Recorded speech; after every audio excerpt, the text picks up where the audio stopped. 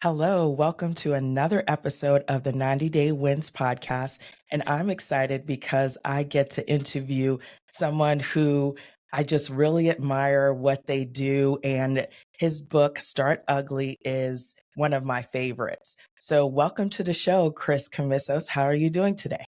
I'm excited to be here, Sandy, and this is a great podcast, so I'm honored to be on 90 Day Win. So thank you for having me.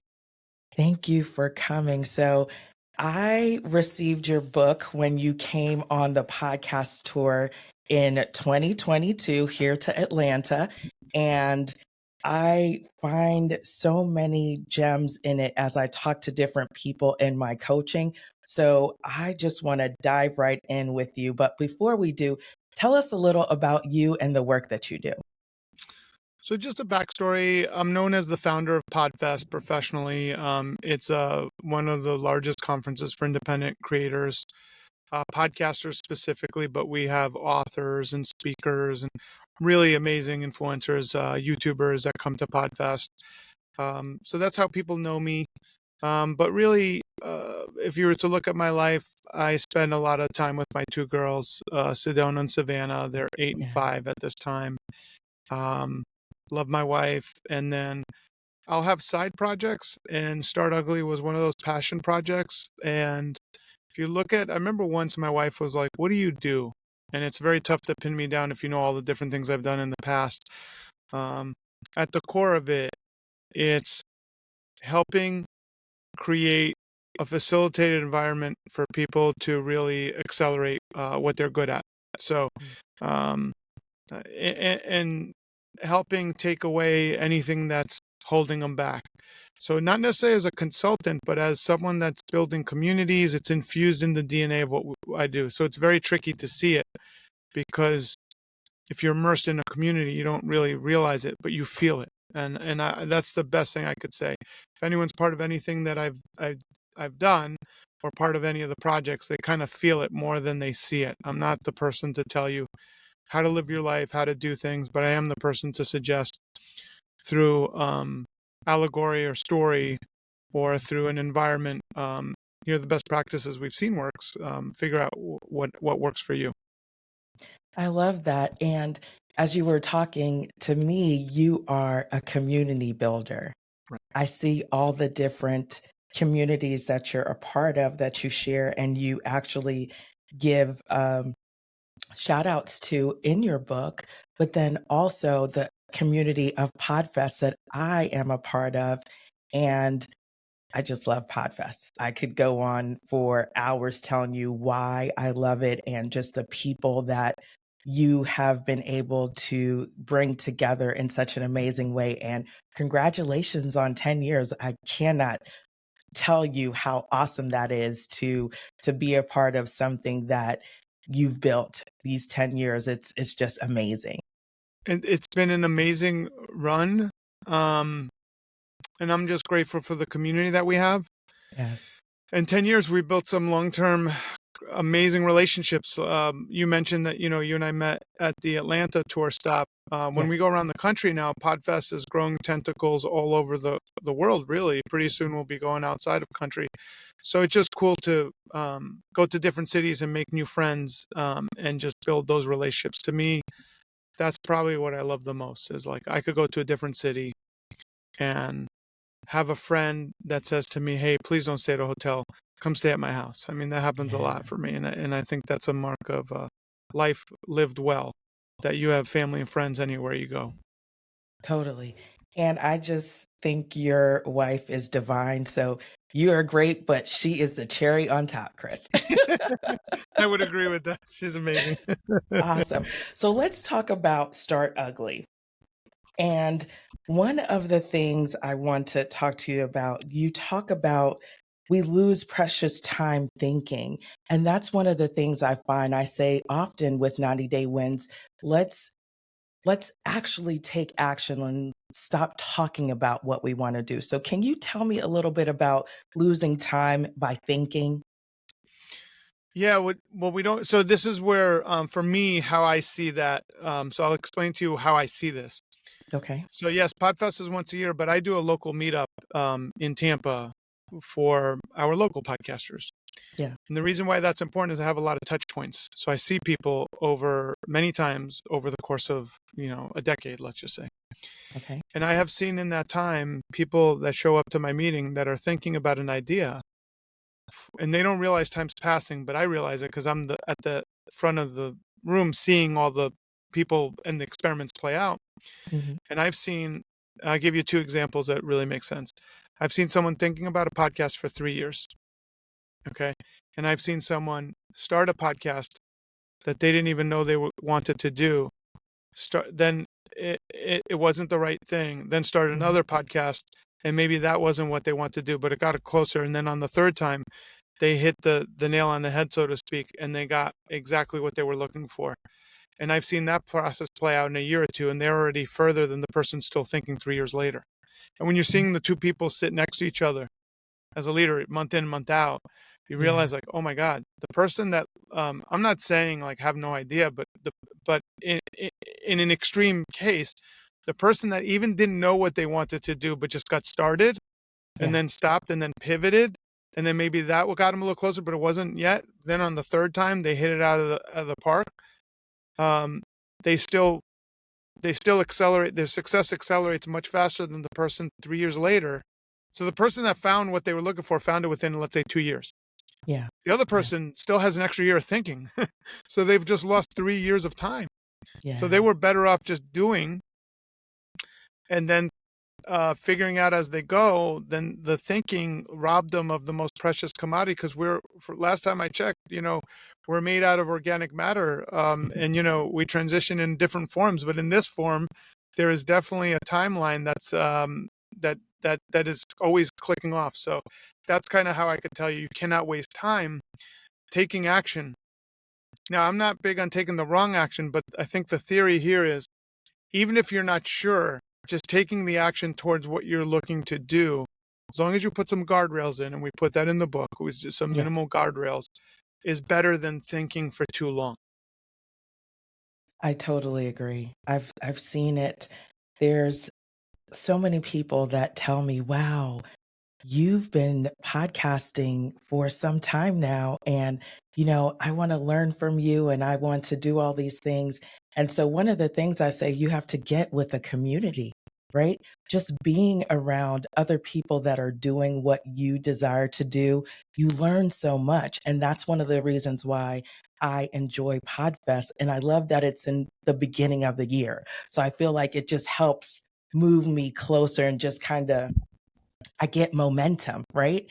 And so just everyone wants to engage and learn about what you have going on. And there is not one person that I've talked to that hasn't said, "What can I help you with? What do you need help with?" And so that community is so important.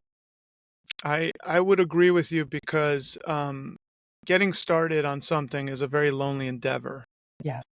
And I was in so I go to a lot of pet stores for fun. Like I like looking at pets. I used to work at a pet store as a kid, Okay. and I love seeing the transition of them and all that. But recently, I went to a pet store, and the gentleman was selling his pets on like a marketplace online. That was it's very good because they put a lot of guardrails to protect the consumer and all these things.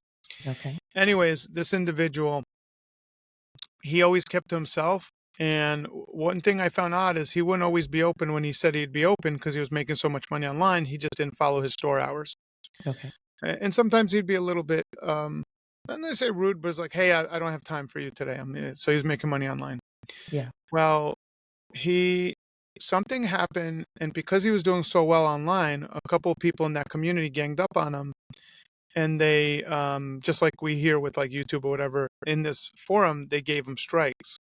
Oh. It was a misunderstanding, but this gentleman never bothered to spend time with his peers to be in the community Yeah. of that group.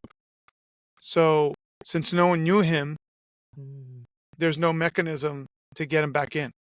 And Yeah. I know that sounds so crazy and so extreme, but here I am at the pet store and he's begging me for help. I'm like, dude, I'm just a guy in your pet store. I just mentioned the website. He's like, do you Yeah. know anybody? Can you help me? And I said, don't you go to the events where they all hang out and talk to each other? He goes, I never bothered to. He goes, I've always Mhm. been a loner.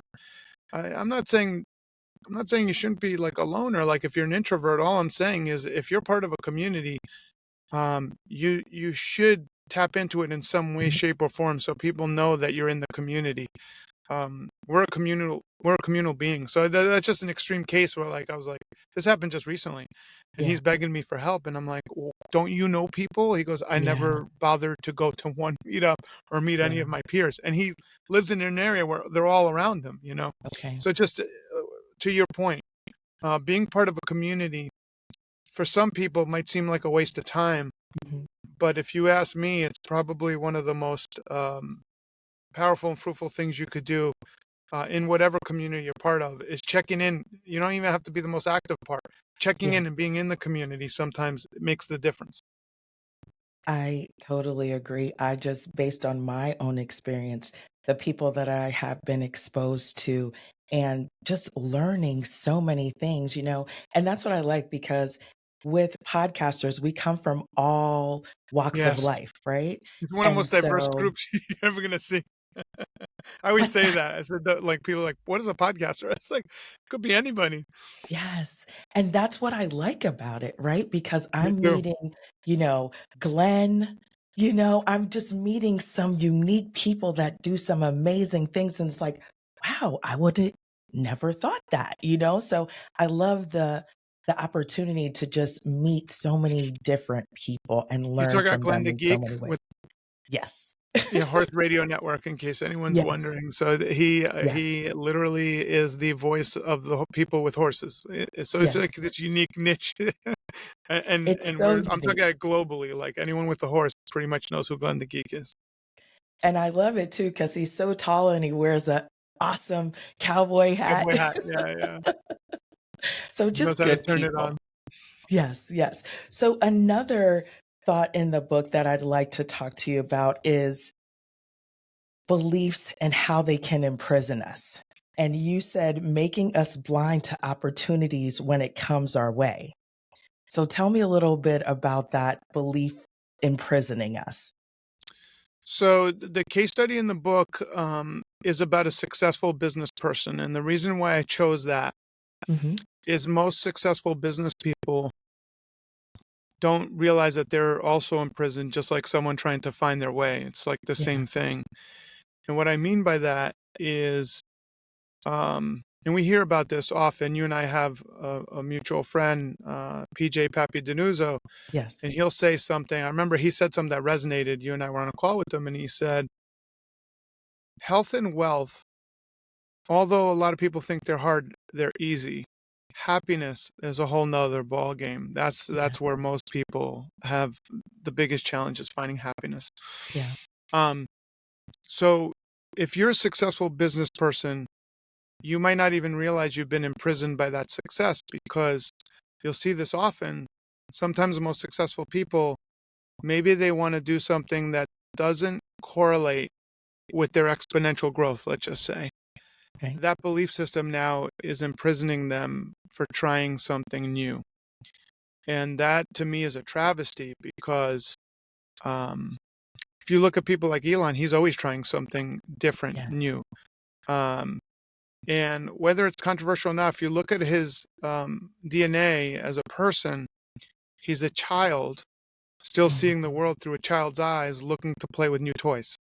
You know, Yes. um, that's a rarity. That's a rarity. What usually happens for someone of that prototype is they make a bunch of money and then they go into investment. And that's almost like it's almost like a predetermined track. What if someone doesn't want to do that? Mhm. What if you have this voice in the back of your head that you should sail around the world Mm. and not worry about money after you've made money? So Yeah. that's just our beliefs in general. That's just an extreme example. But if you have a belief system that says, "Who are you to start a podcast?" or "Who are you to educate people about XYZ?"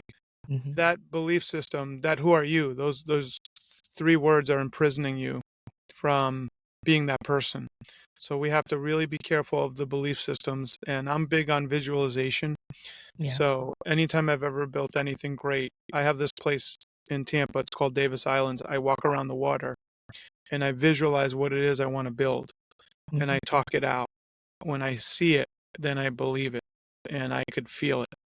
And then when I feel it, I just have to have the faith to pursue it and allow it to happen. So that's kind of part of rewiring your brain and your belief systems, I think, are extremely important. But you also have to recognize, where are these beliefs coming from? That might be a little Yeah, tougher sometimes yeah. because we don't realize they've been planted when we were children. Um, with my two little girls, I'm doing my best Mhm. to let them know that they're both little miracles and that they have. I tell them that they have superpowers. They have to put hard work behind them, but in those Yes. superpowers, they could imagine and achieve anything they want. But um, I've made it a really powerful thing to give them origin stories that they could draw upon later on in life, to know there's a reason and why they have that power to accomplish what they want. So part of us as adults is figuring out, where did those thoughts, when did they take root? If we can't necessarily pinpoint them, what can we implant differently to help us overcome the limiting belief systems we have? I love that.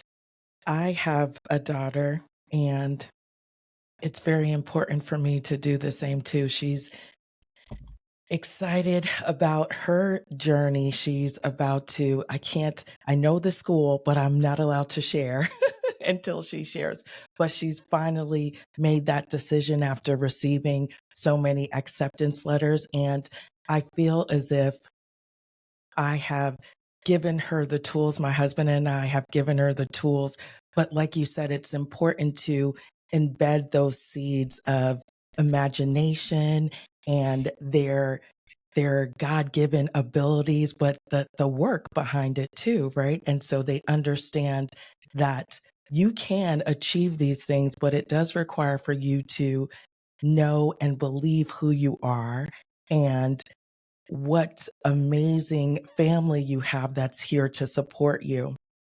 And I was thinking, I was doing the yearbook posts and I started crying Of because course. I'm seeing my baby. And I thought that, okay, I know how I feel about her and how amazing she is. But now it's time for me to allow her to go out into the world and be this person that we have helped to shape and mold. So I think it's so important that we impart those jewels into our children. Yeah, and I think, like any conscious parent, you don't ever know, like you said, once they're out in the world, it's up to them to live it, right? Yes, yes, So you just try and do your best, and you're always second. I mean, if you're really conscious, you're always second guessing, is this the right thing? But you do what you can, and then it's up to them to flourish, and you got to let them make their own mistakes, which is even tougher sometimes um, definitely. to watch. But yeah, the belief system is the most important part, I think, of um, manifesting what it is you want. Hmm. And with the book Start Ugly, I started with a successful business person because I was in a group of very successful individuals, financially successful. And I remember just saying to them, hey, one of my goals is I'd love to fly private jet, just whenever I need to, because of the time that saves and just the convenience, right? Yeah, And I remember they laughed like, oh, that'll be the day. And I'm like, I'm with some of the most successful people that I know here, like very successful. And they're still poo pooing something like that. And I mm, realized they wouldn't mean nothing by it. It just, you got to yeah, be careful of your belief systems, because even though that's a joke, that you would almost need to frame like, oh no, that's great. Excited for when that happens. yes, You got to really be careful of these little thoughts because they actually have a lot of meaning behind them. definitely, definitely. So tell me and tell the listeners why Start Ugly is a book they need to read. Why would you encourage them to read Start Ugly? So there's three reasons why you would pick up this book. Mhm. One is if you're looking to try something new. First off, let me just explain what the book is so people don't get surprised. Yeah. It's a 30-minute short read, so big text, a lot of visuals, Yes. um, but I didn't waste a word. I don't know if that makes sense. Yeah, in the front of it is a Post-it note, start ugly. So the Yes. cover itself actually was designed so if you never, I had to figure out, like, if someone never picked up my book, would it have an impact? If you had that cover in your back bookshelf looking back at you, Yeah. it's haunting you when you're procrastinating. It's like telling you start ugly. I love it. Um, so the short story was designed for two things. One, to help you change your internal belief systems around starting something, and two, to take the guilt away if you started something and it didn't work out. So it's about you saving time, getting started, taking action, and figuring out, is this something I want to do? Is it something I don't want to do? Is it something that should be a hobby I should be doing? To give you a roadmap. And one of the funny parts, people always ask me, because they think it's a how-to book. It kind of is, but it isn't. It's more of Yeah. a philosophy book on the way of life. The Yes. only how-to on the book, I believe, is page 79, and it's where we actually put a roadmap of what starting ugly looks like. And it basically is an innovation cycle. And it's step one, identify a new way of doing something. Step Hmm. two, research what you're getting into and set a time limit. So that's the time limit. Yes. Step three, create a minimal viable thing, whatever that is. So I don't care if you're designing a product service, or it could be something simple as, like, I want to start walking the dog every morning at such Yeah. and such time. It could be something similar. Step four, commit to a launch date, make it real, make it public by telling people. And then step five is start ugly and launch. The reason I use the word start ugly, Sandy, is Yeah. because I've done a lot of events. One time back in the day, I used to be a really big video like vlogger. Like, I was well known in the Tampa Bay area for, I would put up a video a day almost. And I remember someone said, "What kind of camera are you using?" And I was like, "It's not the camera. Like, it doesn't matter what camera I'm using." Yes. And I remember just saying, I wanted to say a bad word, and I publicly, I don't really usually use curse language, so Yeah. I just said "start ugly" out of frustration, and I felt bad the way I said it too. And someone said, "Can you tell me that again?" I go, "What?" I go, "What did you just say?" I said, "Start ugly." They go, "Yeah, I like that." And then I realized it resonates with people. The two words Yes. resonate, and I would try it over and over. So people like, "Okay, start ugly. I got that. It doesn't have to be perfect." And launch. Yes. Now, step six is probably the most important thing after launch. It says set check-in dates to assess. A is if you determine you don't like what you started, stop. That's actually the Yeah. biggest thing people don't realize. Like, you don't have to keep doing something you don't like, but now you don't like it, so you don't have to waste any time thinking about it. And it says here, congrats. You don't have to think about it anymore. Part B of that is if you love what you're doing, decide what your endeavor will become. So I'll give you an example. In here I say new business, new division, side hustle, hobby. Set your milestones accordingly. A lot of times I see people starting podcasts and they're competing with some imaginary person that they create in their head, and they want to make $1 million off the podcast. And I'll ask them, "Do you enjoy your podcast?" And they'll say yes. I go, "Would you do it?" Because let's say you have a full-time gig. Would you Yeah. do it as a side hustle, even though you're working full-time? They're like, "Absolutely, I love it." I go, "Then stop comparing it to someone that started 10 years ago or whatever. Do it as a side hustle or as a hobby that you love, and put in Yes. that category. So that way you don't make yourself wrong." Yes. And that's really powerful. And then step seven, create systems and work. Now we create systems and work towards perfect execution. So I always say, it's not start ugly, stay ugly. It's start Hmm. ugly and perfectly execute along the way and improve 1% at a time. So it's a very powerful book. A lot of friends of mine who are speakers, consultants, podcasts actually buy my book as gifts to people they're either working with or family and friends Yeah. that might be stuck and need to get unstuck. So it's been very, very powerful for me. I actually I look at this book quite often, so it actually helps me because I have it always looking back at me on my desk Yeah. when I look at it. So it helps me not procrastinate. I totally agree. I have used it and thought about it because procrastination is one of the main things I talk about with 90-day wins. And like you said, create that date. So in 90 days, how am I doing? We're always looking to I see. love 90 days. So many people tell me that because it's long enough that you can stop, Chris, right? That's If you right. start something and it's not going the way you decided it should. But I like the in step 6B, if you love what you're doing, decide what your endeavor will become. Because I've experienced that. I knew very clearly I have a trusted advisor who's been podcasting for some years who literally walked through these steps with me and literally said to me, okay, so when are you starting? What do you want to talk about? I had this ridiculous name that I would not share publicly, but we have a great laugh about it. I'll have to tell you. But just knowing that once I started doing it, I loved it. And obviously, I had to learn some things. I'm an accountant, right? So I aligned with people, someone who literally said, I will show you. My first season, I had someone who was kind enough to edit it for me. You know, Wow, that's a big thing, right? that's And huge. so after that, she said, you can do this. I know you can do this. She sat down with me, gave me some shortcuts in GarageBand. And now I'm just like, I know what to do. I know how to do this. So, like you said, just continue. And then you create the systems, right? And you work towards perfect execution. And that's one of the things to bring it back to Podfest that I like because, you know, there's so much information. A lot of people are like, oh, it's information overload.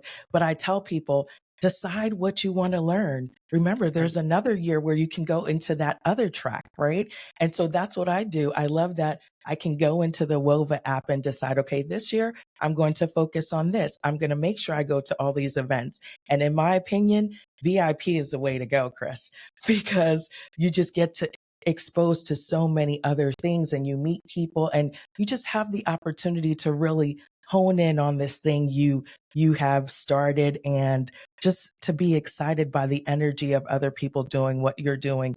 So I love this. Page 79 is definitely a good roadmap for you to start and continue to grow and to continue to learn. Yeah, and the thing I want to be clear, and this is something that I'm noticing a lot of people. I think COVID woke up a lot of people because they had time to think about like their life. Yes. Yes. Your career doesn't have to be linear.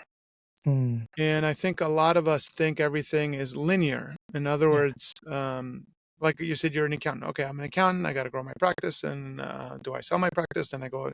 So, like, you could be an accountant and have a podcast. And maybe, so you could do other things alongside that, whatever it is that you're doing, definitely. and zigzag while you're doing the thing that is, your profession. So just and I think a lot more people are doing that. They're making different choices. Just because, like for instance, I come from a Greek family. Yes. Um, immigrants put a lot of pressure on their kids. In general, a lot of Yes. success pressure. That's a fact. That Yeah, is a that's just a fact, fact, Chris. right? So it's like, Yes. and it's not uncommon for Greek families, Indian families, like a lot of Yeah. the different nationalities. If Yes. you ask the parents what they want the kids to be, it's like two things: doctor, lawyer, or some kind of financial, Yes. person, right? Because that's Mhm. where the money is and the status. Yeah. I intentionally created a life that I wanted to live. It was much harder to figure out how to create a community around my values where we all get together and help each other up the ladder of success, Mhm. but it's much more rewarding. Um, so just don't don't think that you have to do something because that's what you were told to do. Think Yes. through what you want to do. So with the Start Ugly process, while you're doing whatever that is, you Mhm. could start ugly on these side gigs to help you find what it is your calling is. I think all too often we don't try enough. Like, how do you know you like something unless you try?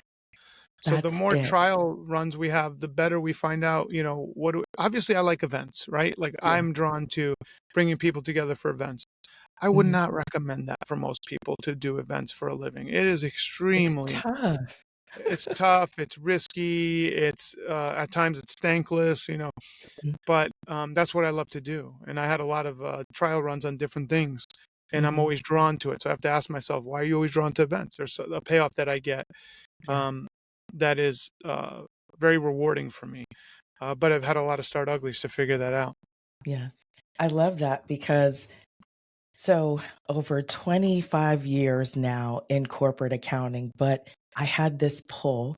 I desired more. I would go to different events, MBA events, all these different things. And I'm asking a question, Chris, and the moderator stops, and I could listen to you all day. I love your voice. And then I have a friend in the audience text me, "You need to use your voice. I told you this." And so I'm thinking, well, what does that look like? What does that mean, use your voice? And I'm embarrassed because everyone's looking at me and they're like, yeah, yeah. And I'm like, okay, I just wanted to ask my question, sir.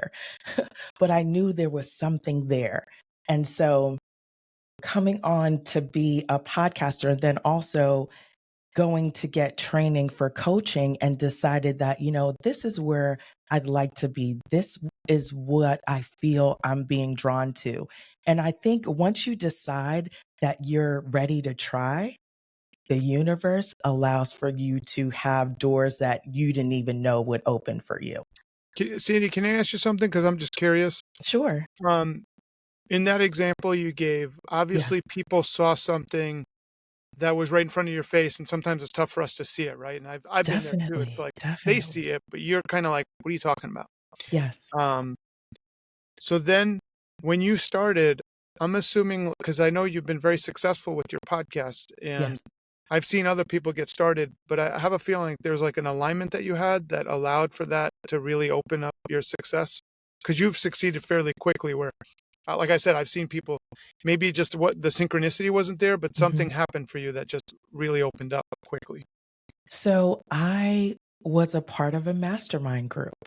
And I was talking with the ladies, and the person that had it, she was doing these sessions on Think and Grow Rich. And I love Think and Grow Rich. And so she invited me to come on her talk show at the time, talking about one of the chapters. And as I did that, and I was from that, other people sought me out and wanted to know about my 90-day win process. And so I was being on all these different podcasts, and that was a great way for me to kind of get the flavor of what it was and the feedback from all these podcasts. It's like, oh, I would like to listen to her more. She gave some good thoughts about it. And I'm like, okay, there's something here. I have to take advantage of this. There's something here. I don't know anything, but I'm willing to learn. And that's the thing. I am always open to learning new things. And then being in Atlanta, there are all these different events. And so Mm, once I plugged in and said, okay, I like this podcast. And it just so happened that this podcast, the the hosts of the podcast were going to be at this event. So it just aligned beautifully. And I went, and then, you ask if anyone has a question, I'm going to raise my hand. And so it just kind of led me down this path. And when people that are doing what you do tell you that they believe in you and you can do this, it's just like, why would I not take that chance and bet on me? And so that's why I encourage people that I coach, that I speak with. It's like, just bet on you. What do you have to lose? And it's interesting because being in corporate and doing some consulting with these big companies, I'm talking to different people, and sometimes I won't share that I have a podcast, but they'll see something, or I'll say, well, yeah, I can't do that because I have an episode I need to record. And it's like, what are you doing? And then I put it out on LinkedIn. And so I'm in last year sometime, I was in this big meeting, and the VP says, you guys need to check out Sandra. She has all this amazing stuff going on. And so I'm like, oh, just put me out there like that, right? And everyone wants to talk about 90-day wins. How'd you get started? And so it's just a great way for me to use my voice and to share. We talk about this all the time in the podcast world, to share what you are thinking about and what you believe it's important. And so for me, if one person can take action based on an episode they heard, I'm winning. I really believe that's a win because you get out of that thinking and you start doing, and then you start ugly, and then you can make the changes you need. So that's why I'm telling you, I really love this book for so many reasons. And I believe that it is a great way to have your mind change to what you can do. And Yeah. Yeah. yeah. No, the point you hit there that resonates with me is, Mhm. and this is something that I've been thinking about a lot, is I don't think people, and I'll speak for myself, I don't Mhm. think we invest enough in ourselves, Mm. and I'll explain what I mean by that. Um, we live in a financial world, meaning we need to make sure we have our bills covered. We need to make sure Yes. we have money for the kids to go to school. We make sure that da da da. But there should be like a line item for ourselves that's like, this is money for us to invest in ourselves. And it could be Yes. like you said, I'm going to go to that training. I'm going to go to this thing. And what I often see a lot of times, like, oh, look at that sucker. They just paid $5,000 for that training. I'm thinking, like, if they got what they needed, isn't that money well invested? Yes. And what if that investment, they did it, and like we just said, it wasn't the right fit, but it led them to the person that was the right fit. That person is on a journey looking for what they're looking for. That's more powerful. That journey of investing in yourself. And sometimes if you don't have the money, it's the time. Invest the Yes. time to go to. There's a lot of events around all these big metropolitan cities, and even out in the Yes. country. You go on Meetup or different things. Or even Facebook events or Eventbrite. There's a lot of different events that you could go check out. Yes. Um, and all too often, I see people not investing in themselves. Mhm. Like there's a time to invest in the training, but then there's also a time to invest in themselves. Yes. That's like when you invested in your podcast. That's Yes. you investing in yourself. That's after you've done some training, and you still do the training community. We talk about that. Mhm. But I remember a while back, my wife had a beautiful podcast for business women early on in the infancy of podcasting. And I remember she transitioned to Katie now does the Women's Meditation Network. It's like the largest in Yes. the world. It's amazing. It But at the is. time, I said to Katie, I said, you've spent 5 years on this business podcast. We should bless someone with this podcast. And you'll appreciate this, Sandy. Um, she goes, well, what is it worth? I go, we know it's worth like 50 to 100,000, but we know no one will pay that. So let's just create a fee that's like what I would call a respect fee. And the Mhm. respect fee was like $10,000. So we're going Okay. to give this, and this podcast generated like six figures at the time Wow. in consulting. And I remember like people were like, maybe there was a disconnect, but they were like, I don't know if I would. And then next thing you see, they would pay $10,000 in training. It's like, no, we just gave you the thing that you need is right here. You Mhm. know you so sometimes what I realized in that moment is not, forget about making the person right or wrong, because who knows if it was the right journey for them. But a lot of people were afraid of investing directly in themselves. Like, here is something that could generate quite a bit of money for you, all set up. Yeah. But they would then just be afraid to do that. And I find that a lot. People are Mhm. afraid to invest in themselves. And it could be something as simple as like, hey, buy that microphone. And you and I know the Yes. microphones are very affordable. They could be They less than are. $100 and they could go up to $300-400. But they're Yes. not like, if you have a Sony PlayStation in your house, you could afford a mic, like, Totally. but I see a lot of people like, oh, I don't know if I want to buy that. I don't have the money.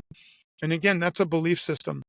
Mhm. It's not that they don't have the money, in my belief, right? And Yeah. I know someone's thinking like, oh, there's this person. Maybe someone doesn't have like literally, but the majority of people, especially in the U.S., they have the money for a $30 to $100 mic. Yeah. Um, it's that they're afraid, and that fear manifests in creating an excuse that you don't have the money. Yeah. Because all you have to do is plug that sucker into, your laptop, which everybody has one for Anything. work. Yeah.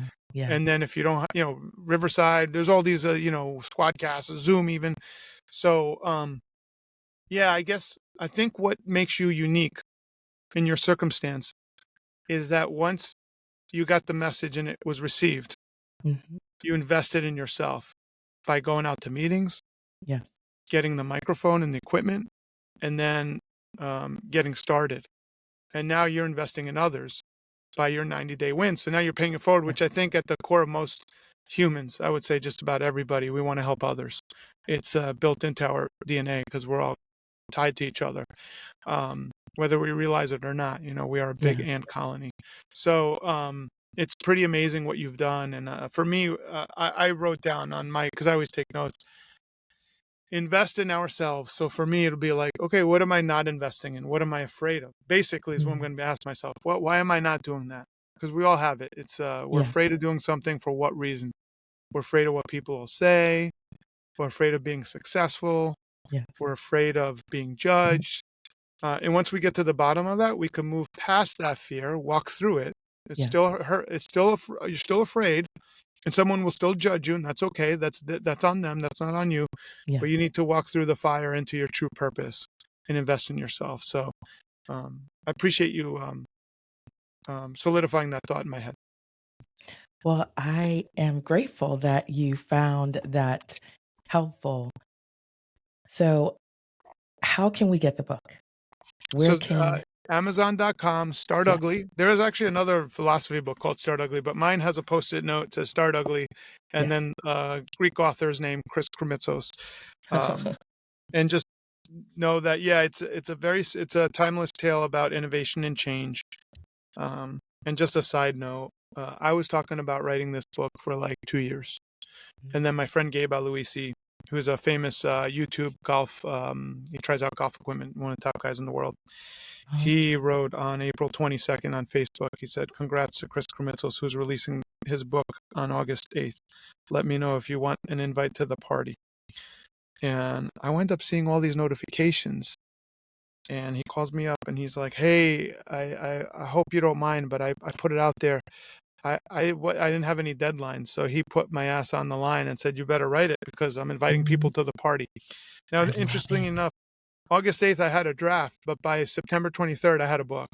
So, and that was a friend that cared enough that got tired of hearing me say I'm going to write a book. That said, "Just get it done already, will you?" I love that, and I love you didn't choke him. Yeah, he did apologize. I go, "What are you apologizing?" I honestly, that's a mark of a great friend.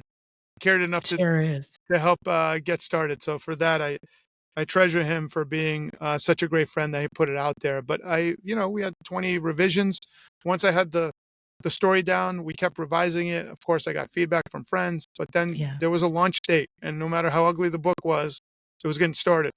So I'm very fortunate that the book, through the iteration of perfectly executing, came out to be a really cool little gem. It definitely is, and even though the title is Start Ugly, it is beautiful to me, Chris, it really is. Thank you, Sandy. So, I will let you go, but I reserve the right to have you back. Let me know. I would love to be back and have we should just have a conversation about whatever topics you and I come up with. I'm down for. But it's Cool. really great talking to you, and you're a very deep soul. I don't say that lightly. So Thank keep you. doing what you're doing and keep helping people with their 90-day wins. I think 90 days is a perfect amount of time to Yes, try things thank you. out. Thank you.